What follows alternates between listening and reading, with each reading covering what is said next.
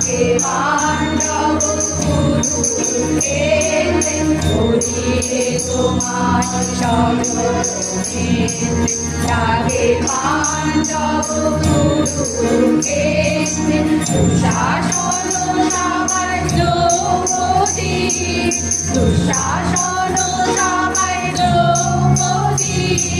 ডাকিছে রাজা হারি